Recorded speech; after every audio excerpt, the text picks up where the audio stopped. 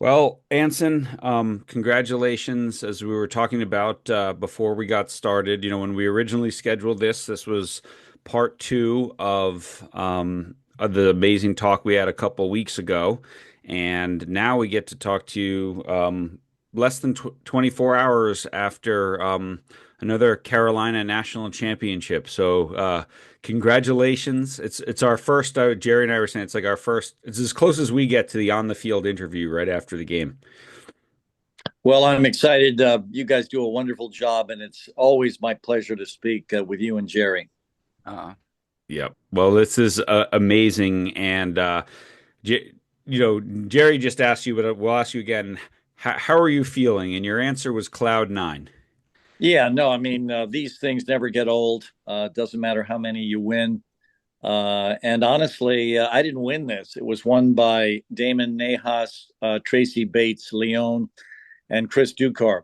I stepped back in preseason and I watched them just navigate an incredible run of successes against some high quality teams. I mean, this is the best Duke team I've ever seen in my life. This is the best Wake Forest team I've ever seen in my life. This is one of the greatest Florida State teams I've ever seen in my life. And for us to navigate those treacherous, ACC waters is an incredible credit to this team and our wonderful staff. I mean, it was awesome. I know Jerry was watching and I was watching last night, and just as the seconds ticked away, and you told us last time, your goal obviously when you stepped away was that Damon was the interim but would get the head coaching job, and they did let him know that yesterday morning, and I saw him let the team know that right after the game. So it all came together exactly as you planned it, huh? Yeah, exactly. Of course not. But let me share this, and this is genuine. And you guys, would be a collection of people that would really appreciate this. I would have been just as happy if we had not won the national championship and Bubba had picked Damon Nahas. Hmm. So just so you know, that was my genuine feeling. And I was excited about everything Damon did. I was excited, obviously, that he got the position. But let me share, and this you can watch it because the recordings of it are so explosive. When we won the national championship, there was this huge cheer from our bench as they went charging out onto the field. And obviously, I've seen a lot of those. And those are wonderful moments that I will never forget. I'm sure the kids that were involved in this would also never forget them. But the loudest cheer I have ever heard in my life was when Damon was talking to the team after the game. And of course, Damon knew before the game Hmm. that he was going to be the next coach. And he could have mentioned that to the team before the game, but he didn't. He saved it. And when he was talking to the team after the game, and with Bubba Cunningham standing right there, our athletic director, when he told the team that he had just been appointed the full-time head coach, the explosion was louder and more, in my opinion, moving than yeah, any celebration I have ever seen in my entire life. Hmm. yeah, And so, what I want to talk to you about in that regard is this is their love for the man that Bubba appointed as their next permanent head coach. And so, as you guys know, because you're in the business of this, they played for each other. There is no more powerful emotion in sports than playing for the people next to you, playing for your coach, playing for the jersey, playing for something beyond yourself. And so for me, what is now immortalized in my brain was Damon couldn't even get the final part of that sentence out. As soon as the girls could sense that he was now their new, head coach, they just they exploded. And this is a visible expression of love and support for each other. And for me, that was just an amazing and incredible moment. yeah. And let me coattail on that, Anson. Normally, when somebody replaces someone who is an icon in the organization, i.e., you, whether you want to be rejecting my comment or not, I still believe that.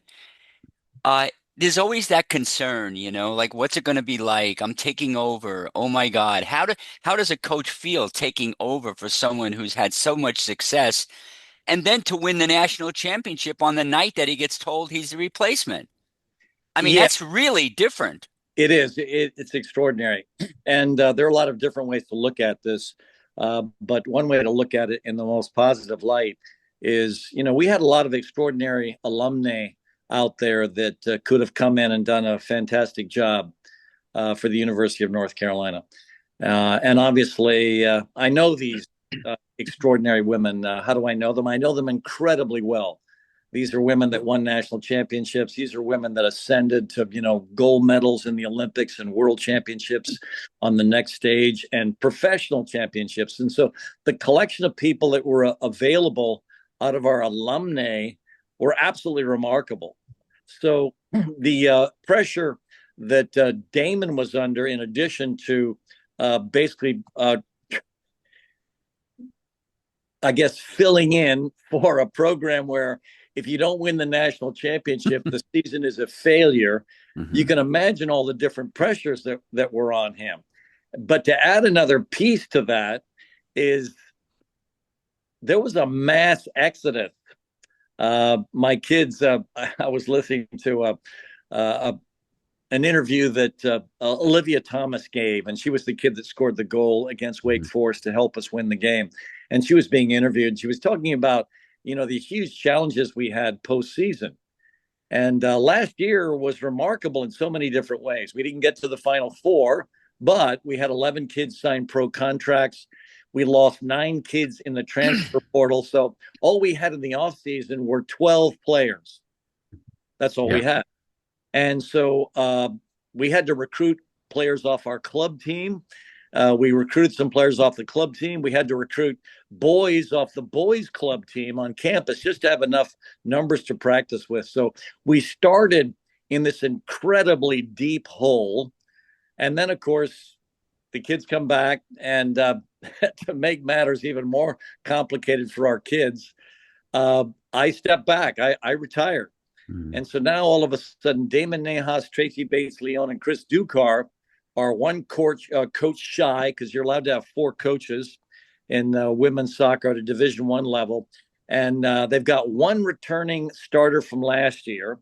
And we have kids coming back from injury like Olivia Thomas, like Evelyn Shores. We didn't get Evelyn back until about halfway through the season. She was coming off an ACL tear. And then all of a sudden, we had to bring in a recruiting class to step on the field. And then we brought in some transfers that did wonderful jobs for us. We had 1 starter in goal. We had another one playing the double 6 for us. And the other transfers that came in were incredible human beings that killed themselves in practice to help us get to the level where we were. But then on the field, we had a kid that was basically a high school senior. She was playing right wing back in the semifinal and championship game. We had a center back that was a freshman, one of the greatest freshman defenders I've ever coached in my entire life. And then next to her in a 1-3-5-2 at right back in the 3 was another freshman. Another freshman started for us in the 10 in the last 2 games. And so basically, we had freshmen and high school seniors scattered all over the field. We had to walk through a Duke team that had 6 absolutely outstanding transfers and a Wake team that had 8 seniors on the field. And that was the challenge we had. And we were, I'm not going to mince words, because Damon didn't at halftime. Halftime against Wake, he said, I'm just, here's what I'm happy about. We survived the first half. Yeah. Because he admitted publicly that Wake completely outplayed us, and Wake did. And even against Duke outplayed us in the first half as well. And these were incredible Duke and Wake teams. Even though we had beaten Wake earlier, they completely dominated that game. We scored a goal against the run of play. They should have won that game. And that was on our home field. I think they outshot us like 9-3, and we won against the run of play. But Duke, coming into the game, they had won 2 out of the last 3 games. They won the game at home for Duke, the one away against us. and then we nipped them in the ACC semifinal. And then, of course, they were an outstanding team as well. So for me, looking back on all the different things that happened in the most positive way for this team, this is like, please don't wake me up. I know I'm dreaming, because this does not happen in real life. Yeah. I mean, it was Astounding. it was amazing, and again, with such a young team to that's where, like, when you have that senior team that goes, okay, yeah, we're going to be under the cosh for a while. We're going to have to, graft a little bit. That's so much easier to do than with a bunch of 18-year-olds, or also new players to the program. And, Jerry mentioned last time we talked about, La Familia and the sort of building this family, and that, I think, is one of the most incredible things about this season, is the ability to bring together all these players so quickly so that you have that platform of belief. Because yes, it's nice that it says Carolina on your shirt, but it's also that connection with each other, that we've been here before and we know how to get through this moment. When you have a bunch of seniors, that's a lot easier than when you're like, 3 months ago, most of you weren't even here. No, exactly. So you're, hitting the nail on the head. I mean, so for us, it was just extraordinary in every possible respect. And then, you know what? There were some things that broke our way. I mean, my wife and I were chatting earlier this morning about it. I mean, we had some good luck. To win a championship isn't just to have a fantastic team. That's obviously the foundation. But then you've got to have a good luck and the absence of bad luck. We've had some much better teams that had adversity, losing our best player. And in the last like 6 to 8 years, we've had so many teams that enter the NCAA tournament or the Final Four weekend where we have literally lost our best player coming in. And we didn't have that sort of adversity this year. This team was so incredibly thin. You could see how thin we were, because whenever Maddie Darlene wasn't on the field, because she was playing for the U20 World Championships for the United States, or when Trinity Armstrong wasn't on the field for UNC because she was representing the United States in the U17 World Cup, when they were not on the field, we were taking hits. And we were not nearly as good. So to get those two kids back from basically serving their country was also huge for us. But we were an amazingly thin team. And I've got to credit a couple other people here that, Jerry, you'll really appreciate this as well, especially with your understanding of all the different pieces that make a difference. We had a great staff. So Damon Nahas, Tracy Bates, Leone, and Chris Ducar, three absolutely outstanding coaches. When you look at the resumes of all three, these are high-level coaches. But we added a coach this year in a way. And this was a strength coach that worked for Greg Gatz, who is in charge of strength training at the University of North Carolina and is our primary strength coach. But what we had with this woman we hired, a Mexican that's finishing a master's degree in exercise sports science here at the University of North Carolina, she came to practice every day with her computer hooked up to the GPS units on the backs of all the players. And in live time, she told Damon and Tracy and Chris when to pull a player out. And obviously, she's standing there with one of our trainers that basically was also a part of pulling players in and out, looking at numbers. But this is the first time with science we were determining when a kid had to be closed down because they had overtrained, or because they were coming off an injury, or because they were coming back, trying to get to a little bit higher level. And then we would do a sprint circuit every day before the game. And these sprint circuits always make me nervous, because I'm so afraid that all of a sudden we're doing these sprints the day before a game, and all of a sudden a starter comes up lame because of a hamstring issue. And I'm one of these coaches that white knuckles through environments like that, and a couple other sessions that I do where there is a propensity for injury. But with Elena Cantu and we called her Elena Can Do. I mean, she developed a wonderful nickname. She would be telling us when we would have to pull a kid out of practice. But the other thing she was really good at, which caused me not to be as nervous anymore, is, believe it or not, the way a kid does not end up pulling a hamstring on the day after a game is to prime her the day before a game and have her hit her peak in the sprints the day before a game. And she's sitting there while we're sprinting the day before a game. And when a kid hits the level she has to hit, she gets to stop sprinting.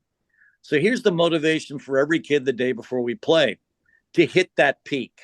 So they don't get to sort of fluff into the game on Friday or Sunday or whenever the game is. On match day -1, they've got to hit their numbers. And believe it or not, in hitting their numbers, they are protecting themselves from a hamstring issue the next day.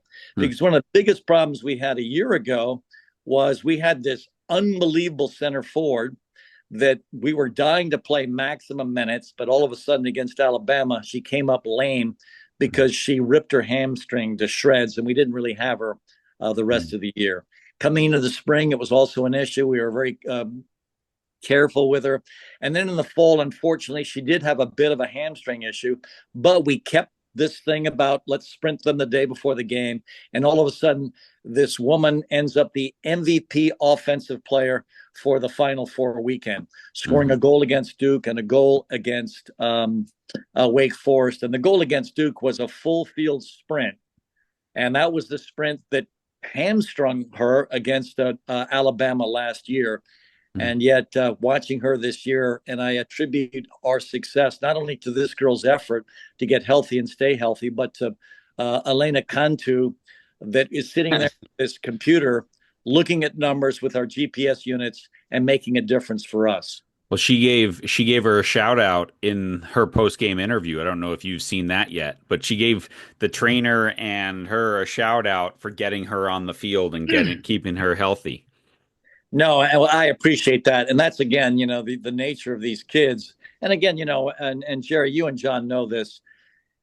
Gosh, there are some teams that you're dying for them to have an incredible experience because they are kind, thoughtful, humble, graceful winners and graceful losers and just positive life forces. And this was one of those teams. We've got this thing where we're trying to get the girls to love their teammates. And we've got this sort of analysis when we have a player conference with them. And we ask them this question: do you love your teammates and do they love you? Well, we have actually evidence of this love because peer evaluation. The peer evaluation is, do you love this girl? And so you actually give her a grade on how much you love these kids. And I predict, because we don't do this until postseason, I predict this team will be one of the most loving teams I have ever coached in my life. And every one of them will get to say yes in answering this question: do you love your teammates and do they love you? And I think the entire roster is going to say yes to everyone. Wow. Wow. Let me go off on that. Phil Jackson once said, we would never have won any championships, to say nothing about 11 rings, if there were not love in the family. And it's the driving force, isn't it? We'll do anything. If you build a foundation of love, I'll go the distance for you. I'll freaking do anything. I'll bite the grass on the soccer field to make it the right size if that's what you're going to ask me to do, because there's love there. But let me ask you to comment on some things that sort of hit me between the eyes, Anson. First of all, the reason why this is such a valuable conversation that you're having and that you're shedding light on is there's a lot of coaches out there with teams coming into a season who really don't have much hope. They don't have much expectation. I think what you're doing here by explaining this process, I think they can have that hope. I think any team with the right foundation and the right coaching environment can actually go and win. And that's one of the messages. But being the psychologist I am, or that I pretend to be, uh, I know this, that emotionally, the team last year, the team that lost 11 to the pros, the team last year, the expectations tell me I'm wrong, probably had a higher expectation of winning the national championship than this team. Yes or no? Absolutely. Okay, absolutely. Let me continue because I know you'll really illuminate this one. So if that's the case, then to some degree, as good as Carolina has been over many, many years, and everyone expects a national championship, I would say emotionally, the kids were probably more playful. They were more like relaxed. They were more like, okay, we have nothing to lose here. No one's expecting us to win a national championship. We're just going to freaking let it all hang out and have a great time in the process. Is that something that we can look at? And that's number one. And number two, and I really want you to speak to this, is last session we had, you told us your role had changed and you took on a role, if if I'm wrong, tell me, of being much more attuned to individual athletes. And if so, what did that play in terms of this championship? First of all, Jerry, great questions. The first one, yes. This team was incredibly playful because, yeah, there was no expectation for them to win a game. In fact, what was this will looking back on this, it's actually rather funny. We're out in Colorado and we're losing 2-1 with maybe a minute or two left in the game. And all of a sudden, bang, bang, we score 2 goals to end up pulling it out of the fire. And the previous year, the opposite was happening to us. And what was interesting, the previous year, the talent on the field was extraordinary because the year before that, in other words, in the 2022 season, we were within 16 seconds and a blind referee of winning the national championship. That team deserved to win the national championship, but the referee either didn't see our goalkeeper being barged into the back of the net, or didn't feel like calling it. And even the color commentators in the booth were talking about how 60% of the time that wouldn't be called. And I was thinking, great, I can't wait to start training my team on corner kicks next year because we're going to barge the goalkeeper into the back of the net on every single corner kick. And guess what? Good news. 60% of the time that won't be called. Mm-hmm. Well, of course not. That is a foul every single time. And my commissioner was so angry, he had to certify this with our referees association that was a foul. He wanted actually certified. And then our referees association is going around using that as a clinic example of what a foul is in the box. And so that was corrected entirely.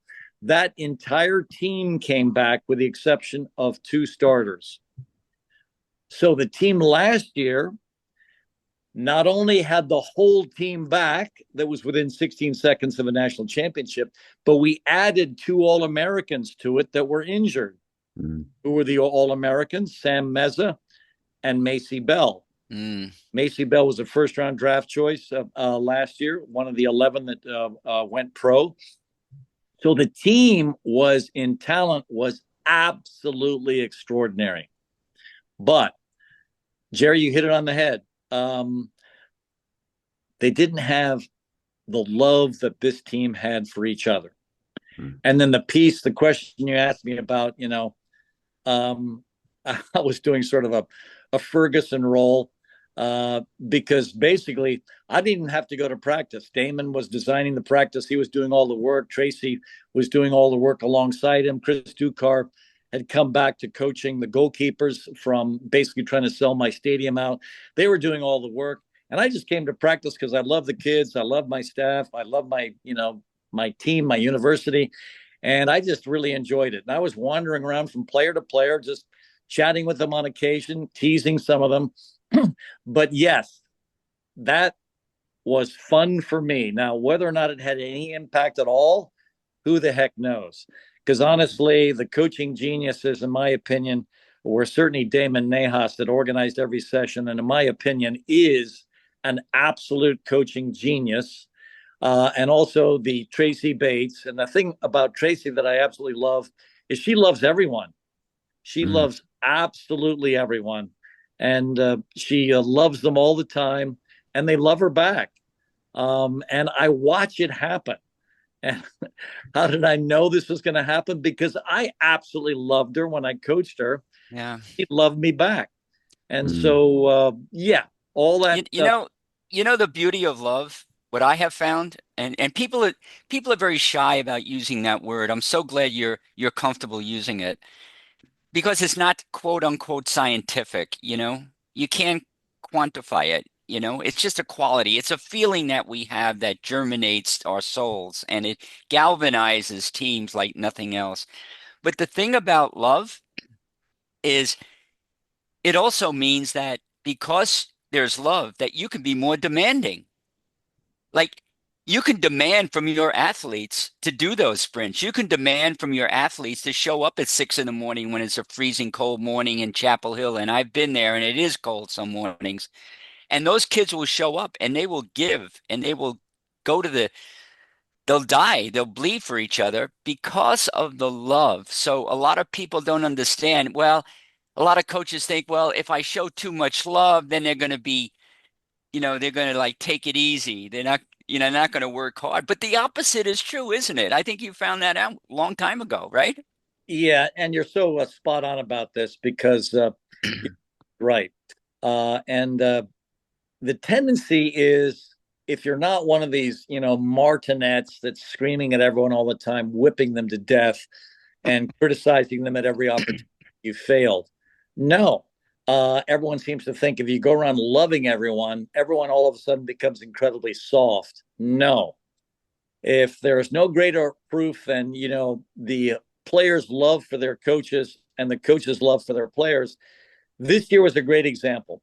And that cheer I was telling you about earlier was my proof of the power of love because even before Damon could get out of his mouth with Bubba Cunningham, our athletic director, standing right in front of him with the entire team around him after winning the national championship, he barely started to get the sentence out of his mouth, telling the team he was now the new permanent head coach.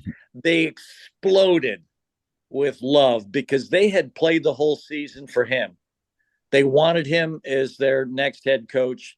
And that was an incredible testament to that. So for me, Yeah. that's an incredible example of that power. And it's powerful. It's not softening.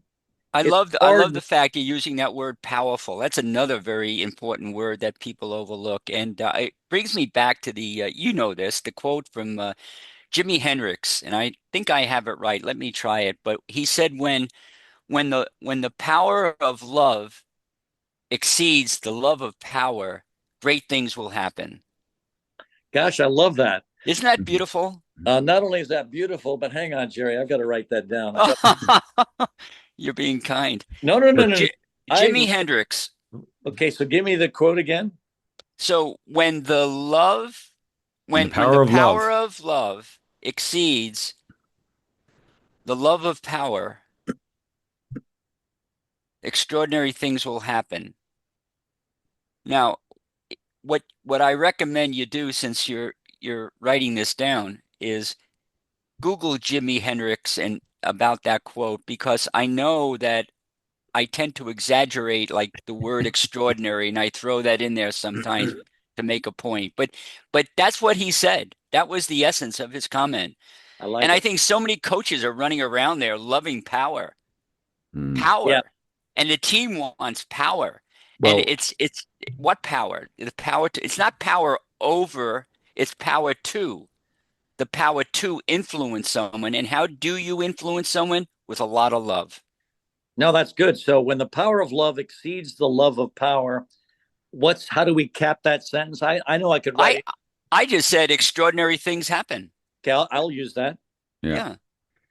Yeah. Now, What's interesting, Anson, as we talk about this and we live in this age right now where so many kids, right, or parents blame the coach, right? Or the coach is at fault, or the teacher in school. The teacher failed my kid. Not that my kid didn't do her homework or do any of the work or study for the test. The teacher failed her, right? Or the coach failed her or him because he didn't get to this thing. And so this closeness and rallying around the staff was awesome. And I got to work.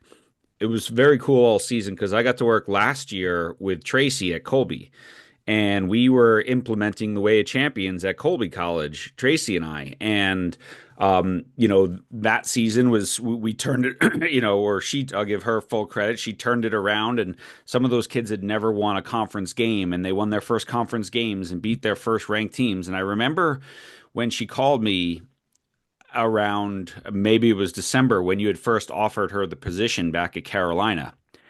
And it was probably one of the hardest decisions she ever had to make because she loved those women at Colby so much, and she felt like it wasn't done there. Yet she had all her family and everything down back in Carolina, and her respect and love of you. I believe, if I'm not mistaken, you might have even been the official at her wedding, if I'm not mistaken, or something like that, right? Um, anyway, she was just torn between her love of that, her love of Carolina, and when to make that, how to make this decision. And so all season long this fall, her and I were constantly texting both on all the Carolina wins, but the amazing season that Colby was having as well, Mm-hmm. where they went to a Sweet 16 for the first time ever in program history with all the girls that she had recruited and built. And so it was awesome. Her and I got to sort of celebrate the success of two teams together. But I just wanted to reemphasize that because of all the coaches I've met with and worked with, there's very few that love their players as much as Tracy does. No, and honestly, that's why I asked her to come back, because I really felt like I had done a miserable job with the previous team. And I knew the piece that was missing was love. And I even called Mia Hamm about this because I have a lot of respect for Mia. And her opinion means the world to me. So I actually called up Mia. I said, Mia, I'm thinking of Tracy Bates. What do you think? And Mia was great. She said, absolutely. That is exactly who you should be chasing. And then I approached Tracy. And yeah, I didn't officiate at her wedding. She asked me to walk her down the aisle. That's what it was. Yeah. Father died when she was young. Oh, So for me, I yeah. mean, there's no greater gift I've been given by any kid I've ever coached. But the other thing is, I absolutely love Tracy, and I've coached her forever. I was her Region 3 coach, and that's back in the Olympic development days, back when they divided the country up into 4 regions. The Northeast was Region 1, the Hmm. Midwest was Region 2, the South was Region 3, and the West was Region 4. I was the Region 3 youth coach for the United States in women's soccer, and I had picked Tracy for my Region 3 team. I mean, so I go way back to when Tracy was, like an eighth, ninth grader, and I was coaching her at that age, and then tried to convince her to come play for me at North Carolina. And it was a struggle because Colorado College was doing a great job on the field and in recruiting, and she was very seriously thinking of going there. And I basically kept telling her to come to Paradise, come to Paradise, come to Paradise. And then she came to Paradise. And it's a joke now between us. We don't call Chapel Hill Chapel Hill. We call it Paradise. Uh, yeah, she had to leave Amen. today to go back to Dallas to see her mom, who I think is in the hospital.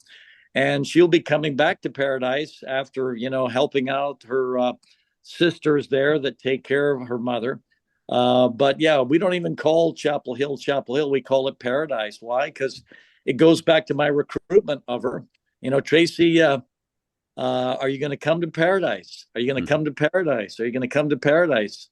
And yeah, she and I live in Paradise. That's what we think. Yeah. It's amazing. This piece right here, your our conversation in part one of this was the thing that really stuck with me, and I passed on that interview to so many coaches, was when we talked about sort of self-awareness, and you said, the greatest, this incredibly important part of building this culture was to help people's personal narrative get closer to reality or get closer to the truth.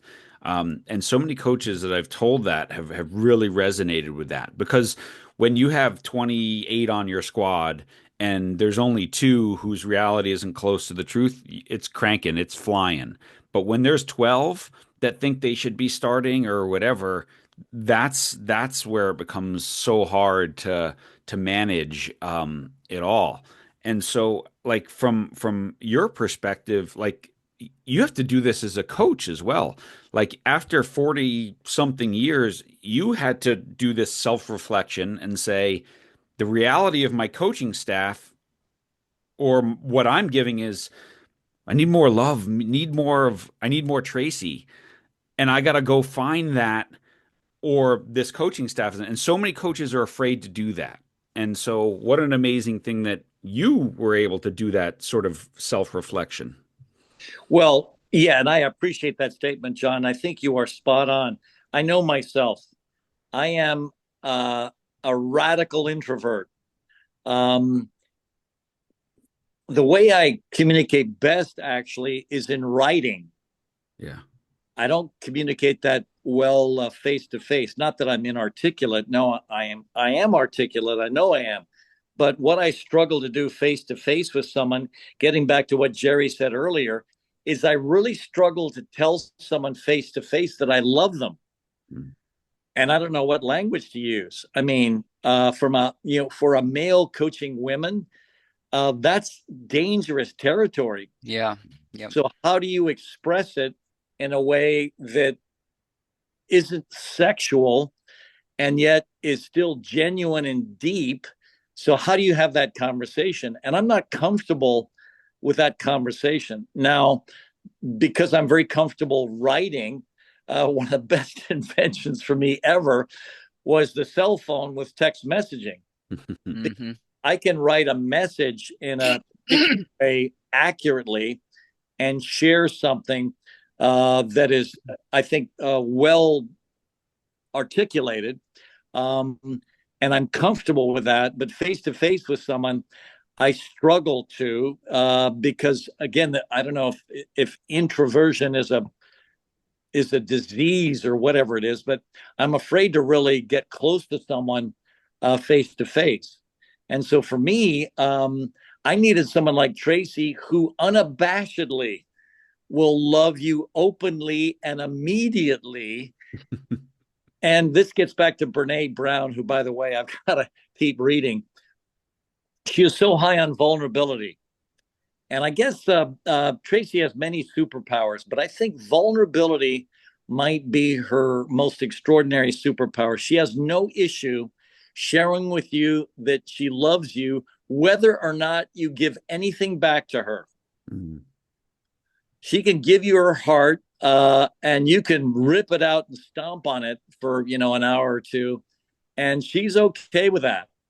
And she doesn't then all of a sudden withdraw within herself and then hold back because she's so afraid of getting hurt again with the next individual. No, she just loves. She loves people, and you're absolutely right. So for me, because before Tracy, the one that was really good with that on my staff was Bill Palladino. And Bill Palladino is this big, warm teddy bear, and he's also very good at connecting with people in the deepest possible way.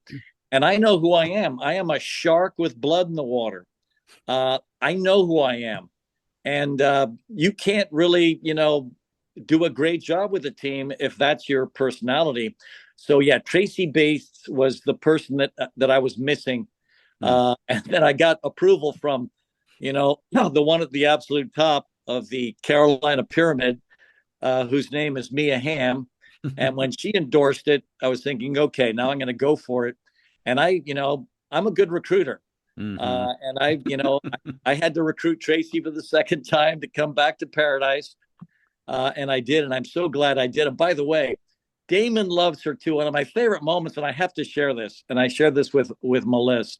One of my favorite moments, and I didn't go to the game, by the way. I'm watching this on TV, but one of my favorite moments, and this is the TV camera capturing this. So I give full credit to the director in the truck the game, is Damon and Tracy are in this embrace that was as warm and personal and intimate as any sort of embrace I've ever seen. And it was them loving each other. Because boy, did they basically connect in the most positive way. And I love that moment on television, seeing that, and just my heart melted. And I just felt so good for certainly for those two, but also for my team and everything about the I game yesterday. I took Let a me, I just had to say I took a picture of that and I texted it to Tracy about 30 seconds after the game ended. And I said this is probably the happiest I've been all fall was watching that hug right there. So that was awesome. Sorry, Jerry, go ahead. yeah, no, no, that's it's amazing you did that, John. That's Yeah. fantastic. Yeah. Yeah, a radical introvert, right? So I think I can relate to you. I consider myself a radical activist introvert and very activistic about things, radically. And Anson, that word love, that's a loaded word. And in today's society, you're absolutely right. We've got to be careful with who we're telling we love them. But I think people know when you love them. I know you love me. I mean, I'm going to just say that right out. But you've never said it. But why do I know that? I know that because, like with the Way of Champions, the work that we do, John and I, we have what we call the river effect. And river stands for RIVER, relevant, important, valued, empowered, and respected. You're always drowning me in the river, and I drown John in the river. I love John, but we never talk about the word love. And I know John loves me. I can tell you all the people who love me. I can tell you the people who don't love me. It's a feeling that we get. So I don't think it's because you're an introvert or anything like that. I just think in our society, it's such a loaded word, don't you think? That we have to come up with other ways if we're going to express it. You can feel it. You know, you can feel when you're being demanding of me and you expect more from me. I feel love with that. My kids feel that. It's easy to say I love my wife. It's easy to say I love my kids, but it's harder to say I love you, Anson. But you know I love you, and you know that it comes from respect. You're important to me. I value you and all the good work that you've done out there and continue to do. I respect that. And you're empowering. You're one of the most empowering coaches I've met. You're always empowering us. And those are the items of love. Plus, I know something else about you that a lot of people might not know. You really use that written word quite well. I know about those messages you would put in the locker room. I know you'd open the locker and stick a message in there about some athlete who was doing something sensational. And I also know about those roses that you would hand out your seniors as well. So you do not have a problem expressing love. It's just the word itself. So get over it. You know what I'm saying? Hmm. Don't worry about it. It has nothing to do with being an introvert. And Very I like the fact that you're radical about it. well, Jerry. First of all, I appreciate that. I appreciate everything you just shared. And let me share this because I think, like you and like John, uh, I want to continue to grow as a human being. And I'm going to get better at expressing this feeling that I have for people. And who am I studying to become better at it? Well, Brene Brown. Brene Brown, when you read her books, she has Yeah. a range of vocabulary Mhm. that is so extraordinary.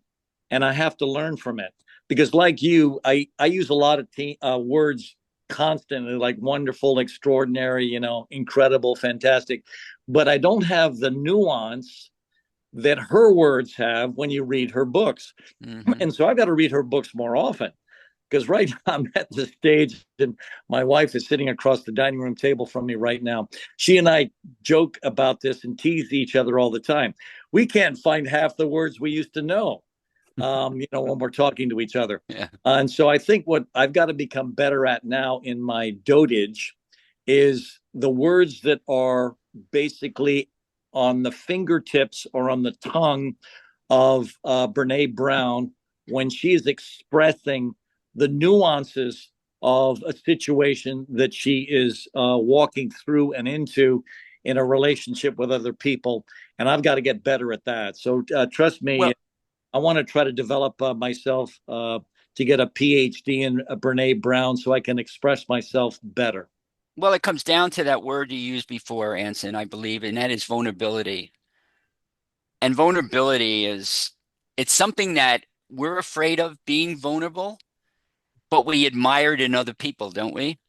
We admire other people who are vulnerable, but we don't want to be vulnerable. And it's going to require that leap of being vulnerable and expressing those words that you want to use in that way. And I think Brene Brown, boy, Dare to Lead. Did you read that one? That's the one that turned me on to her entire book list. Yeah, Dare to Lead is extraordinary. It is extraordinary because I was one of these people that were convinced that you can't teach leadership. And this will crack. I was teaching a course in the spring here at the University of North Carolina called The Art and Science of Expertise. And across from me in this class was a very excellent professor by the name of Jeff Green. And he thought you could teach leadership. And what was one reason? Well, his wife was an expert at teaching leadership. So the way the woman that had the vision for the course, an extraordinary professor by the name of Ariane Waite, she decided that the beginning lecture that we were given the course would be partially filled with a debate between me and Jeff on whether or not you could teach leadership. And the first year I was convinced you couldn't. So I'm, basically saying you can't. In my experience, I've been trying to teach it my whole life. I've never taught anyone. I mean, have we had some great leaders? Yeah, but I recruited them. They came in leaders and I gave them a chance to lead and they were great leaders, blah, blah, blah, blah, blah. And so, and he would give me his counterpoints. But basically, last year, after reading Dare to Lead, I'm now convinced you can teach it. So for me, what you're teaching is not so much the different tools of leadership, but for me, especially with young women, you're teaching them the choice to be vulnerable, the choice to be brave, the choice to, say, okay, I'm going to hold my teammates accountable. And you know what? They're going to hate me a bit because I'm going to, be telling them the stuff they don't want to hear. And I might be rejected by them. But you know what? I'm okay with that. Because basically way down deep, I think when they think about it for a while and, looking back, they will look at this and say, you know what? My captain cared enough about me to lead me aggressively. And that's what I needed. I was a little bit soft. And eventually, I will be embraced as a leader. So for me, yeah, the dare part of Dare to Lead was the critical piece, because for me, that's the most important thing. And now I believe I can teach leadership. I still don't think I'm very good at it yet, but I am using that book, Dare to Lead. Well, the word dare itself is the vulnerable piece, right? Yeah, no, that's it. That's it. So I'm gonna take this dare right now. Is Melissa still sitting there? No, she just walked away. Honey, yeah, she's get her back here. I'm gonna dare to do something I've never done before. Honey, come on back in there. Jerry wants to put you in the podcast. Yeah. So here's the deal. I've never met Melissa. John has never met Melissa, but we've talked about her and all of the. Where is she? Come on, get on this camera here. She refuses to appear before camera. Okay, but the thing is, she can hear you. What I want to hear from you, and everyone wants to hear from you, is that you have learned to be vulnerable, and you have learned the steps to be vulnerable because you're reading Brene Brown, not because Brene Brown's teaching about vulnerability. And I believe that Melissa is probably one of your team members that is responsible for a lot of the way you're being right now. True or false? I think that's true. Yeah. Now take out the word think. Yeah. And what does it sound like? Huh? True. That's absolutely true. Okay, I just wanted to bust you right there. I just think you've got the perfect team here. You don't even need Brene Brown. And I know that from our conversations. And you know what? I'll say this. Everything that I am right now is the result of learning from the woman that I've been a partner with for 40 some odd years. And so what we do is we give and share with each other, and that potential is in there. And but more than anything, the most important thing is know that we feel your love. And it's all about feeling, because feeling equals function. scientifically proven. So when we feel the love, then we behave, then we function at a certain level. So we're feeling the love here, and it's not a California dreaming type of thing. It's real, isn't it? It's people all over the world, no matter who they are. We crave, and this is why Way of Champions is so important and so wanted. And that is one of the guiding messages of Way of Champions is connection, caring, and love. And raise your hand, any one of us, if you don't value what I just said. No, that again, getting back to the word we were using earlier, that is powerful. So for Yeah. me, that puts it all together and ties it in a nice bow. And Jerry, Yeah. I'm 100% on this. And again, I'm just feeling on top of the world because of how connected we all are now. Yeah. And I absolutely love it. I just love it. In fact, tonight, Damon Nahas and his wife Nikki are hosting a Christmas party. And of course, I haven't seen the team since the championship, since I didn't go to the game.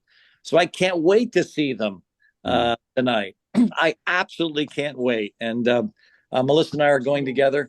And so, yeah, we absolutely cannot wait. Well, Melissa, great to meet you. I just want to say that. Thanks, Melissa. I have to ask this, and it doesn't fit in exactly perfect into the flow here, but I think it's important because when we're talking about leadership, and you go back to the spring of 24 and you only have 12 returning players and you're bringing up club players and all that, one of the things that coaches always ask Jerry and I is, how do I identify leaders? And sometimes, right, your team comes back and your captains return. You know exactly who is going to step in and fill that. But when you are bringing in so many new players, as a coach, do you sort of lead it until those leaders emerge? You're obviously trying to recruit some, but it's also, Carolina is so steeped in tradition and your values and everything like that.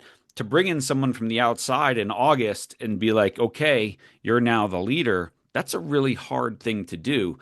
So how did you go about developing this year's leadership? And obviously this is a question for Damon and Tracy as well. But how did you bring in this year's not just captains, but who was leading and driving the culture so that it doesn't have to be the coaches? Well, honestly, the three kids we had as our captains in the spring were also our captains in the fall. And we thought that was very important.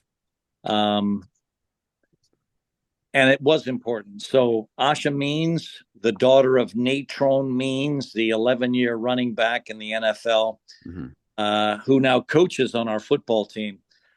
His daughter was fabulous. This wonderful woman by the name of Chris Porath has been sort of consulting with me for the last couple of years and talked about this quality that we are calling connection as one quality, energizing as another. The connection quality is how you answer the question, do you love your teammates and do they love you? She was introducing these ideas to us as we were trying to shape our team. And the one that finished at the top consistently for connection was Asha Mean.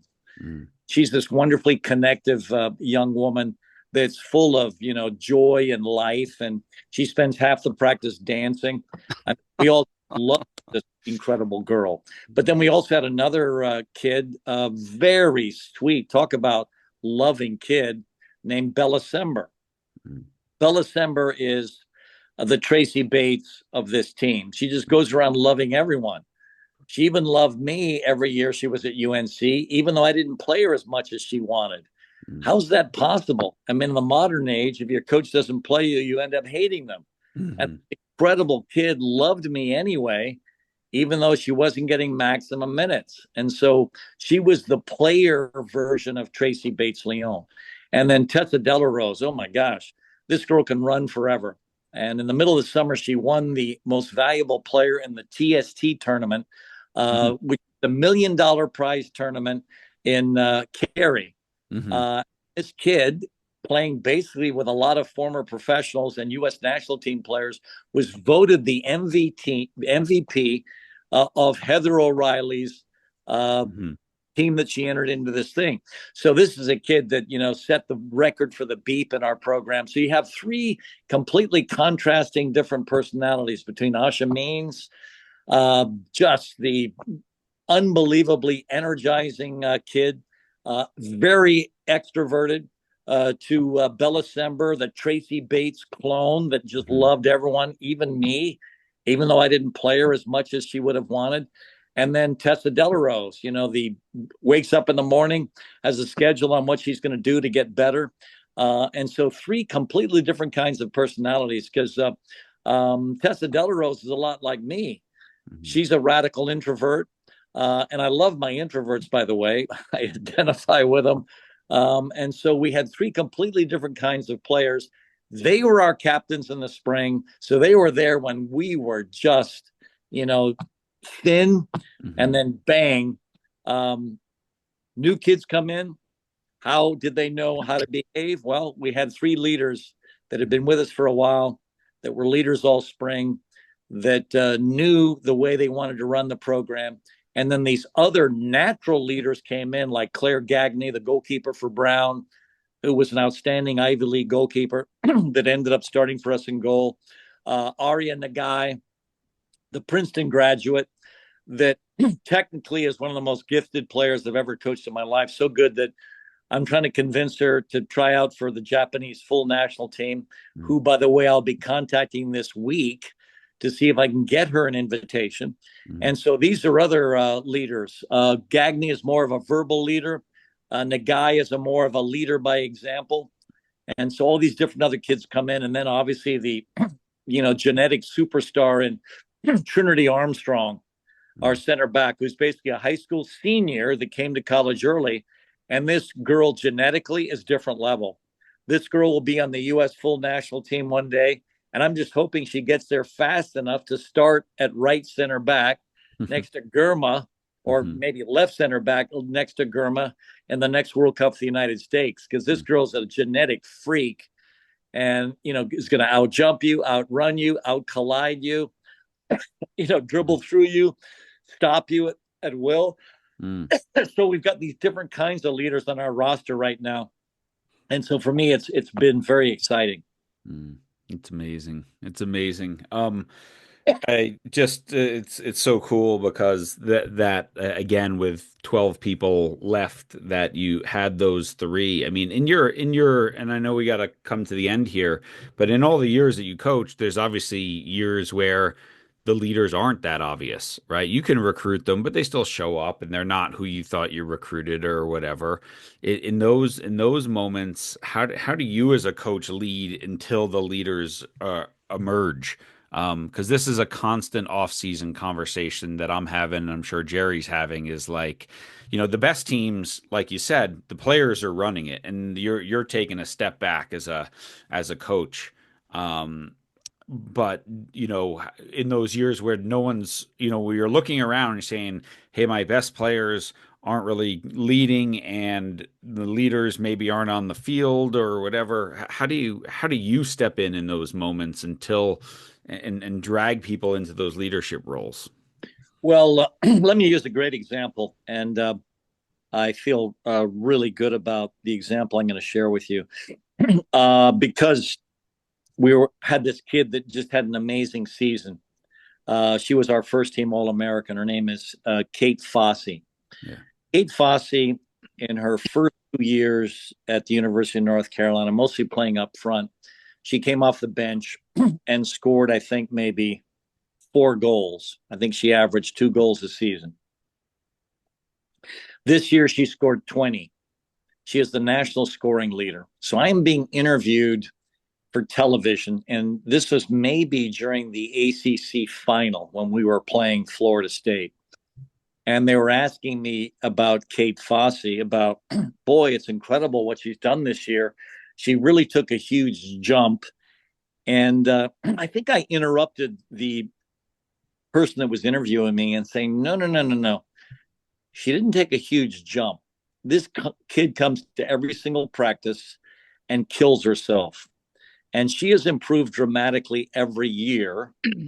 And now you're seeing the results of how hard she's committed herself to the last 2 years. In other words, this stuff didn't emerge in the first 2 years, but the amount of work she put in those 2 years and this year is why she's the national scoring leader right now.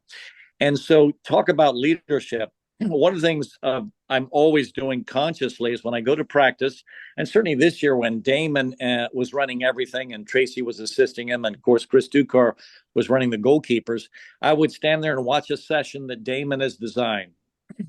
And then I am screaming out, all right, right now, Kate Fossey is setting the standard. She is, knocking and sprinting. And what's really critical for all of us in coaching is we have to be precise with the information we're giving to the players that we're coaching. And so they are watching me watch Kate Fossey. And what Fossey is doing, she's playing the whole session at an absolute sprint. She's knocking it, sprinting immediately. She's playing with her head on a swivel. She is going 100%. In fact, if you're near her during any practice, you can hear her breathing heavily from her effort. It's not because she's not fit. It's because she's killing herself in every single duel. So she's a leader. She's the national scoring leader, but she's a leader in the way she trains. And then the same thing with Maddie Darlene. Maddie Darlene has so many extraordinary qualities. And by the way, she was like a 4-time Minnesota state champion in various events, the 100, the 200, the 400, the long jump. I mean, she won almost everything in Minnesota all 4 years. And she has been a joy to work with because she is very ambitious and she tries to close you at an absolute sprint. And talk about a player that's made the biggest difference for us in the world. If she's faced up and you're the right back because she's the left wing, you are finished. She's going to go through you. Now, why does she consistently go through you? Because in practice, that's the way she plays. She plays 100 miles an hour. And so for me, what I try to do is I try to highlight what the extraordinary players are doing in practice. And then all of a sudden, after the TV broadcast, when I was bragging about Kate Fossey walked up to me and gave me a big hug and say, listen, Anson, what you said meant the world to my mom who was listening to you. Because here's the kid, this is the first year she started. How do you go from scoring an average of 2 goals a season to 20 when you're just started now as a junior? You would think the family would be upset, I should have played her a lot earlier or whatever. And no. And so for me, I use the different examples of leadership of the people that are doing the best during the different environments. Tessa Delarose, beep test. She hits a 60. There are very few U.S. women's full national team players and Olympic gold medalists that have ever been near 60 on the beep. So you can highlight the different areas of leadership across the spectrum of the players on a roster. And every coach can do this, by the way. Who's working the hardest? Who is the most competitive? Who will take the most physical risks? You can find all the different qualities, even on an average roster, and have that player as your example when you're coaching the entire team because they see it. They see what you see, but you've got to point it out to them. Love it. I know they feel it. They feel it too, don't they? They feel it. Yeah. The player feels it when you're lighting them up in the most positive way. They feel it. They feel it. And Alexa Wolfjanovic, who transferred in from Villanova, sets the standard in almost every practice. She doesn't play very many minutes for us, but boy, does she set the standard in practice. And all of us appreciate her for it because she's an extraordinary young woman and she's selfless. She doesn't, go around pouting because we're not playing her maximum minutes. No, she has embraced her role. And guess what she's doing right now? She is sizing her finger for a national championship ring. And she's as we speak. Yep, as we speak. I know we're kind of out of time here, Anson. Any final words or kind of what's next for you? Well, let me share this because this is genuine. And I joke about this all the time. I agree to anyone that invites me into a podcast because honestly, this conversation has made me a better coach. Our conversation is helping me articulate the things that I can feel that I haven't articulated yet. So for me, this conversation between the three of us has made me more effective. So believe it or not, even though this is your podcast, you have served me. Your questions are great. Your enthusiasm is extraordinary. You've made me feel better about the different things we're trying to do. And so for me, this has huge value for me. So I've never gone into depth in the topic of love before. And a part of it is my radical introversion. And so I just want you guys to know that you guys have pulled this out of me. And I love talking about it because I love honoring Tracy Bates, the most loving human being I've ever met in my life, but also honoring basically the love that was generated from our player, Tracy Bates Leone. And that is Bella Sember, who is the most loving person. I think she still loves me, even though she doesn't play maximum minutes, even though she's a huge talent.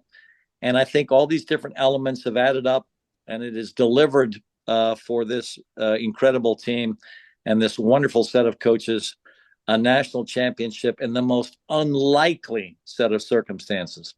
Amazing. I think we should all commit to writing this book together, and it's going to be called Dare to Love. No, listen, I'm in. Are you in? If you're in, John, I'm in with Jerry.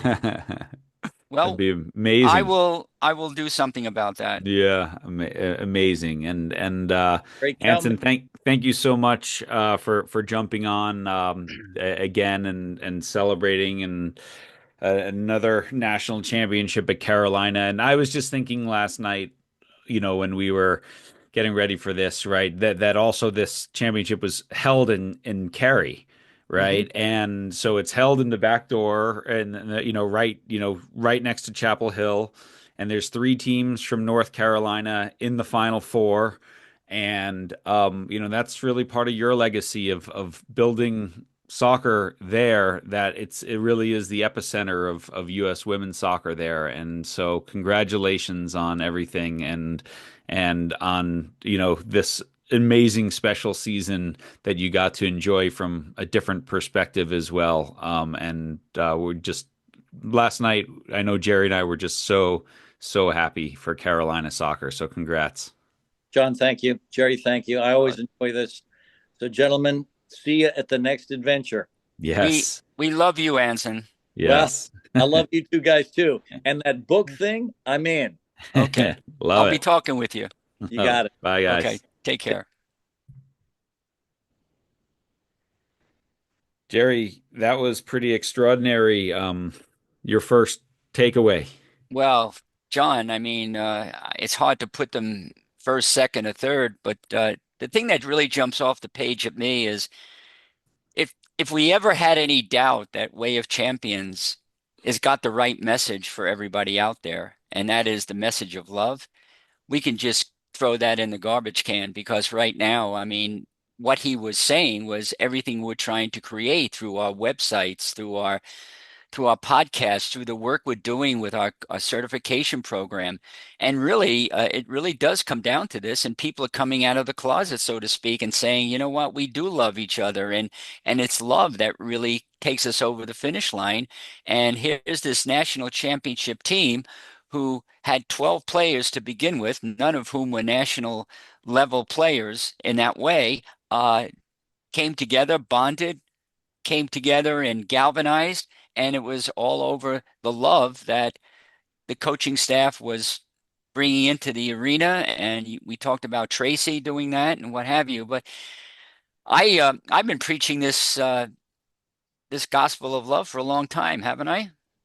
Oh, I mean, of course. And again, it's hard. And, as Anson mentioned, like, A, being an introvert, and then B, it's hard for a male coach to say to a female athlete, I love you. And, we can do that. We can't do it in a creepy way. Yeah, Right. But yeah, it's yeah. like, but we live in this, difficult time as a coach where expressing that is hard. And, I just think we didn't necessarily put the words to it, but all the different players that he discussed and what they brought to the team, I always love this quote, right? Hard work is love made visible, right? I love Well, that. each That's of great. those players had a different way that they could show their love for their teammate by winning a beep test, by relentless positivity, by still being positive even when you're not playing all your minutes, or by working your hardest in practice, or being that connector who goes around and brings everyone together.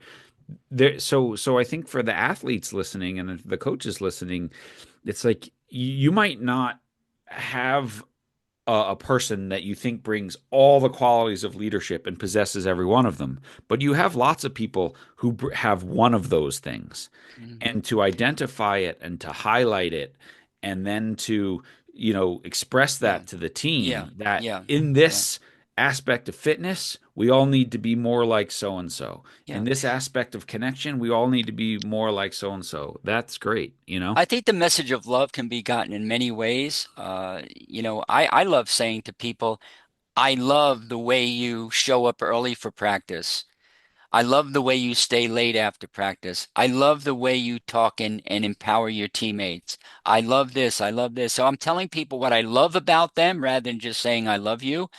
But I give them reasons why I love them. And I love the way, and I don't say this often enough, but you're important to me. I value you. And this is a way of empowering people without saying to them, I love you. So we don't have to be going around saying, I love you, but we can communicate that love through those kind of words. Yeah, yeah, 100%. It was also interesting, we didn't get to ask Anson because the conversation continued on why he chose not to go to the final. And, my guess of it, because again, it's not like it was an airplane trip. This is 10 minutes from his house, right? Yeah. Is the humility of I don't want it to be about me. I don't Yeah. want That's it it.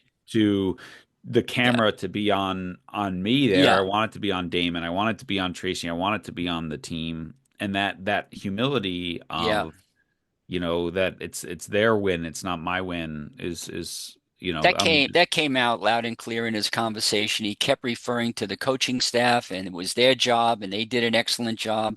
And I really do believe what you're saying is brilliant. I mean, it's like here's a coach who, if he were in the stands, the camera would be on him, looking at his yeah, facial expressions. And then after the game, they would, here's the coach, and blah blah blah.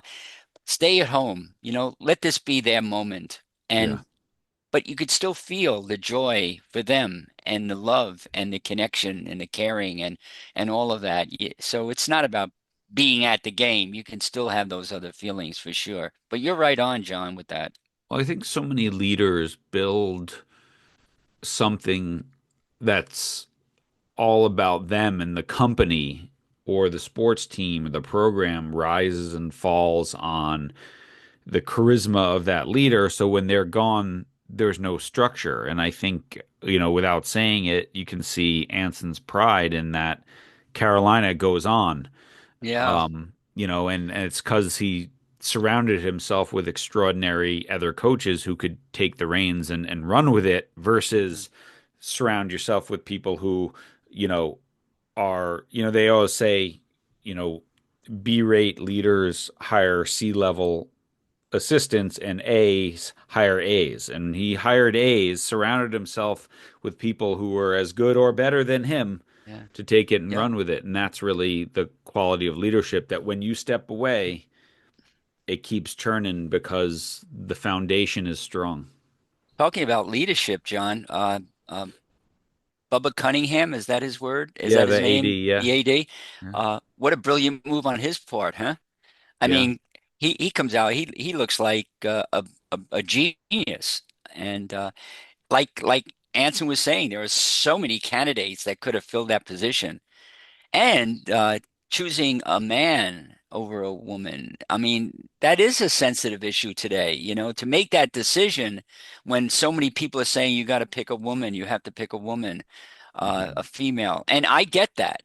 But here he was absolutely looking at who is the most qualified for this? Who Yeah. is most connected to this program? And he made that decision. That's good leadership. Yeah. And wasn't bowing to the pressures from outside, which I'm sure he had. I mean, I'm just an outsider myself. I'm just imagining what he must have gone through trying to make that decision. Yeah. Well, I mean, it's so funny because of this connection. We didn't talk about it on the podcast, right? But Damon Nahas was one of my brother's teammates growing up. Oh And my, when geez. I took my first head coaching job down in Cardinal Gibbons High School in Raleigh, North Carolina, Wow. I hired Damon Nahas to be my assistant and JV coach, which it became John, pretty clear to me back then that Damon was a far better coach than I was. And when I left after 3 years and handed him the reins of that program, 2 years later, they were the state champions. And I've always taken great pride in that. And so it's been awesome to watch Damon continue. And I remember when he got the job with Anson, I was so happy. And to see him win this last year, I was, sending messages to some yeah, mutual friends and teammates. Um, of just how yeah. happy we were for him, and so it was pretty cool. So Like, without even knowing that, going into this conversation, I'm thinking, oh my God, what's John's connection here? And here we go. We're looking at how deep your connection is. And of course, I've been part of Anson's life for a while and working with Carolina athletes and programs. And now you give me, you put this story out there, and that's phenomenal. I mean, so it's almost like this was meant to be in a yeah, way exactly. This was at an this awesome. moment, you know? At this moment, that came together in so many different ways last night. It So will never happen again to us, you and I. This is no, this is a first and a last, two things at probably once. probably not. So Yeah. awesome. Well, thanks everyone for listening. Thanks again to Anson, and we can't wait to see what's next for him. Thanks to our friends at Sprocket Sports. Thank you to our Patreon podcast champions who support this podcast every month. And thank you to all you coaches who go out there and, if you have a moment, share this podcast with the people that you work with. Leave a review, which helps us so much.